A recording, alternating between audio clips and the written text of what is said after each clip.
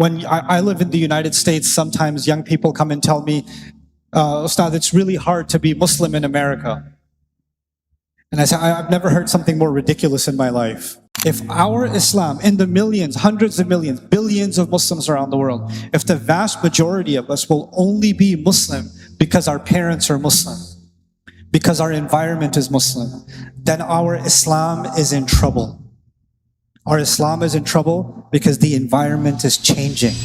One thing you know about the elites is that they love having servants. They don't like doing things themselves. Imagine some king sitting there going, and then the guy brings water, and somebody brings some fruit, and somebody's giving him the fan. Or if he hears a noise outside and he says, guards, go check, go check. He's not going to get up and check himself. He's going to go tell somebody else to check, right? And what does Allah do in the Quran? He talks to these elites. By the way, much of the Meccan Quran, if you read it carefully, the early revelations in the Quran is talking to the elite, is going after them, going after the wealthy, going after the powerful. And Allah says, on Judgment Day, what happened to your security? Where's your servants? Why are you alone?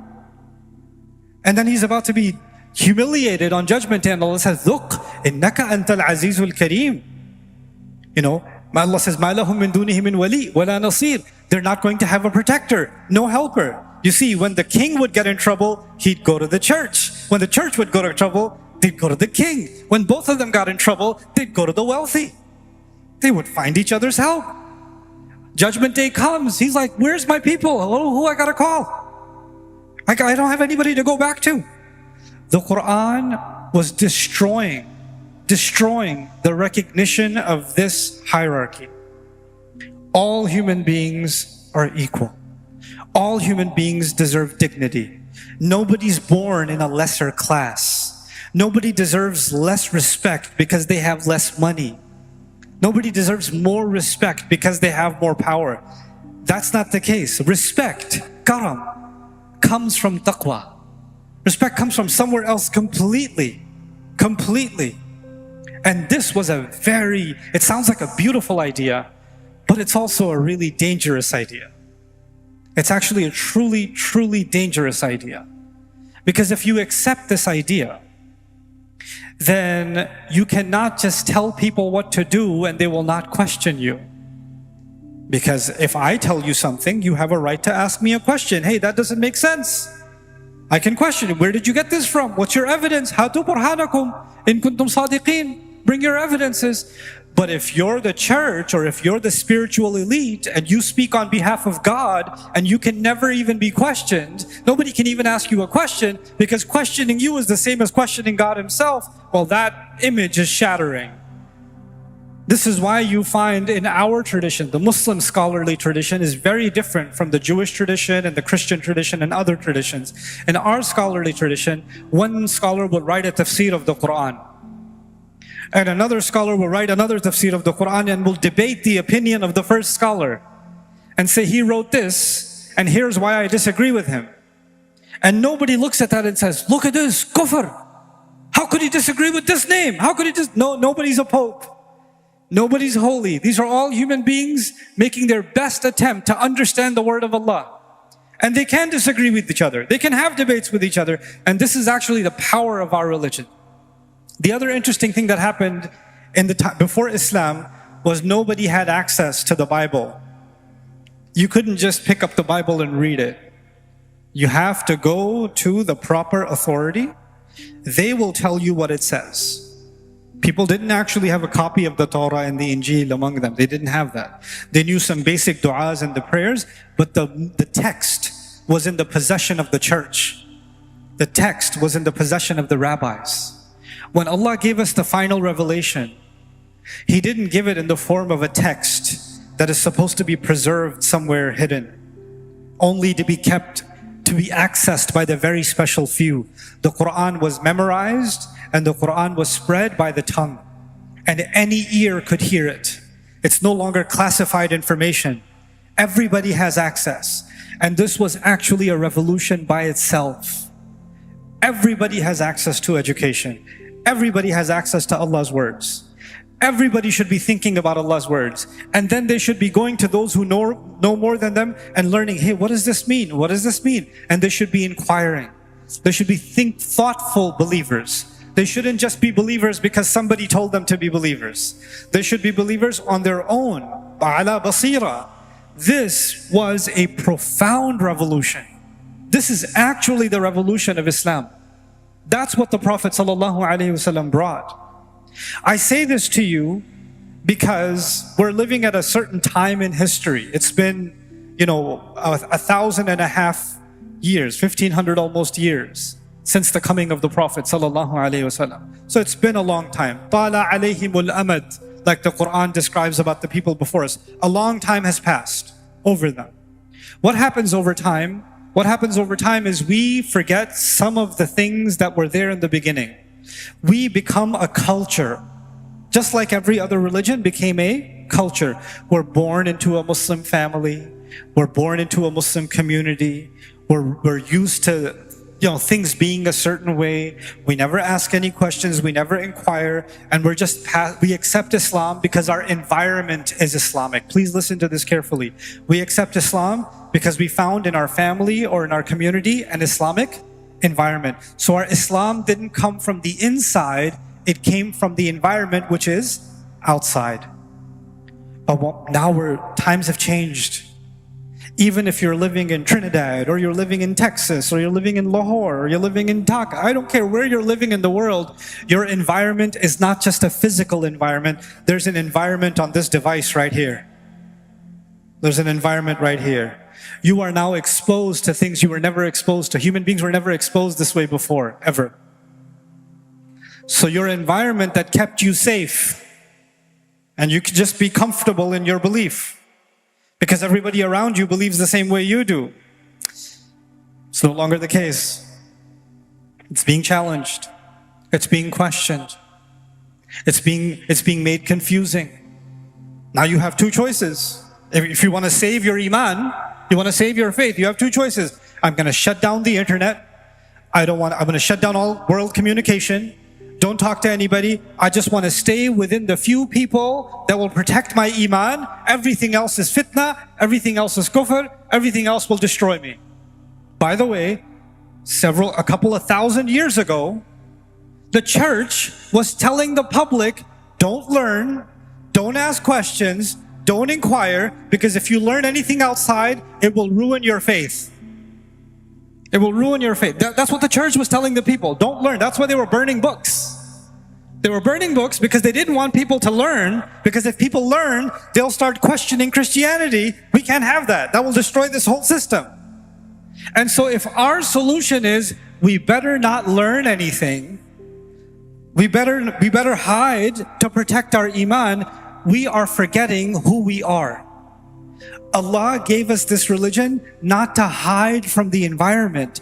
Allah gave us this religion to challenge the environment. That's actually why He gave us this religion. This religion doesn't run from fitna. This religion ends fitna. This is what this deen is. This is why Allah calls it the religion, the deen, or the millah of our father Ibrahim alayhi salam. Ibrahim alayhi salam was surrounded by shirk. And he's constantly questioning it. He's constantly asking questions and he's challenging it. We cannot become the religion of Ibrahim alayhi salam if we don't have something inside that is driving our Iman. And the thing that, just contemplate this with me, the Muslims that first heard the Quran, the people who first heard the Quran, and we often don't think about this, when the Quran was coming down, the vast majority of people that were listening to the Quran were not Muslim. When the Quran was first being revealed, and Rasulullah sallallahu alaihi wasallam was reciting the ayat of the Quran, most of the ears that the Quran was going into was non-Muslims, and they've been non-Muslims for many centuries. Family history and ancestry and every ayah of the Quran is challenging their culture, it's challenging their family, it's challenging their environment, it's challenging their lifestyle, it's challenging their freedom, it's challenging everything. Why would they leave their family and their culture and their freedom and their comfort, or leave all of that and accept this message? What is it? There's something powerful about the word of Allah. There's something supernatural, miraculous about the word of Allah, that these people who heard it, imagine, before Islam, they could eat whatever they want. They could do whatever they want. They can kill whoever they want. They can behave however they want. They can speak whatever they want. And Islam comes and it puts restrictions on what they can eat and who they can marry and how they can behave and how they can do business. Why am I accepting all these restrictions? I was free before. Why am I following this? This is too restricting. By the way, you get this question today from Muslim youth. Muslims say Islam is so strict. It's so restricting. And I say, your question is not new. In fact, this question would have been asked by the mushrik a couple of thousand years ago, or 1500 years ago when the Quran first came. Why should I accept this religion that puts all these restrictions on me when I could be free without it? Shirk is so much easier. Shirk is much more liberal than Islam. It's too conservative, right? The question then is, why did they accept it? Why not? They didn't just accept it, they're willing to die for it. They're being tortured and beaten, and you can't beat the Islam out of them. They're being ripped apart and they won't leave La ilaha illallah. What in the world is happening here? Even their family comes to them and says, we liked you. Kunta fina marjua. We used to like you. We had hopes in you. Why are you becoming like this? What's changed inside you? Something came inside them that they could see the falsehood outside. And now they're committed to the truth. This will only happen when someone has basira on the inside. They can see for themselves, this is the word of Allah. They can feel for themselves, this is the word of Allah. If our Islam, in the millions, hundreds of millions, billions of Muslims around the world, if the vast majority of us will only be Muslim because our parents are Muslim, because our environment is Muslim, then our Islam is in trouble. Our Islam is in trouble because the environment is changing. And when the environment changes, then the Islam will change too. The thing that will keep our Islam going, even if the outside situation changes or doesn't change, nothing will impact it, is if our Islam is coming from inside, not from the outside. It's from the inside. When I live in the United States, sometimes young people come and tell me, Ustad, it's really hard to be Muslim in America. And I say, I've never heard something more ridiculous in my life. It's very hard to be Muslim in America. When 2 + 2 = 4, it's not hard to accept that 2 + 2 = 4 in Trinidad, and it's not much harder in Canada, and not much harder in anywhere else. Fire burns. It's really hard to not touch fire in America. No. Fire burns no matter where fire is, buddy. Truth is truth. The idea that somehow the environment is making my faith weak, you know what that means? That your faith just came from the environment. That's why it's weak. Your faith didn't come from something inside. We need to cultivate that inside. We need to build that inside. And the only way that will come is the way that it came the first time. The first time it came when people were thinking about what Allah was saying. Rasulullah sallallahu alaihi wasallam was reciting the ayat of the Quran. People were thinking about what is this word? What is he saying? And the more they were thinking about it, their entire world was changing. Then you could make the environment feel like a glimpse of hell. They won't leave Islam. You could make the environment torturous for them. They won't leave Islam. You can make them leave their home. They won't leave Islam. You can make their loved ones become their hated ones. They won't leave Islam. Nothing can happen that will make them leave Islam. So when you see today that life is easier for Muslims, and by the way, when you go to I've been in many places in the world, and when I see Muslim communities, one thing I've noticed is whenever I see more wealthier Muslims, their children are farther away from Islam, generally. Isn't that the opposite? You have, on the one hand, you have people that are being tortured and they won't leave Islam. And on the other hand, you have people that have a good life. They've got a PlayStation 5 downstairs and a PlayStation 5 upstairs. They've got, life is easy. They've got the newest iPhone, got the hi-fi internet, Wi-Fi, got a car couple of cars in the garage. Life is good. And all of a sudden I have doubts about Islam. What in the world has happened? You know what's happened? Well, when your environment, the mentality is, I have everything I need. I have money, I have entertainment, I have health, I have safety. Why do I need God? Why do I need religion? I have everything already. I don't need it. You know where that sense of safety comes from? It comes from the environment. It comes from the environment.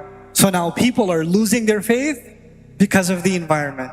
Or people are thinking that the only way their faith will be safe is because of the environment. Let's get away, let's run away from America. Let's move somewhere in the Muslim country so we'll be in a safe environment. This entire thinking goes against the message of the Quran. Our deen did not push people to go to safe environments. Our deen pushed people to create new environments. To create new environments. The Sahaba left their homeland. They left the sacred land of Mecca and Medina. They left that sacred land and they ended up, some of them in India. Some of them all the way to China. Why? They should stay in a safe environment. Why are they going all the way out there? What in the world? This is the essence of our religion, and when we forget that essence, then there is no, in my mind, Allahu Ta'ala a'lam, in my mind there is no doubt about it. If we don't hold on to this religion for internal reasons, for deep internal reasons, then Allah replaces the ummah with others who will be better than them. إن تتولوا يستبدل قوما غيركم ثم لا يكونوا أمثالكم. If you turn your backs, He will replace you with people other than you, and they will not be the likes of you. They will not be like you. May Allah protect us from being replaced. And may Allah Azza wa Jal make us people who deeply connect with Allah's word genuinely. And we find that our faith and our commitment to this religion is not being impacted by the outside, but rather it's burning from inside. And it glows from the inside. And in fact, instead of it, the environment changing us, we're the ones that end up changing the environment. بارك الله لي ولكم في القرآن الحكيم ونفعني وإياكم بالآيات وذكر الحكيم.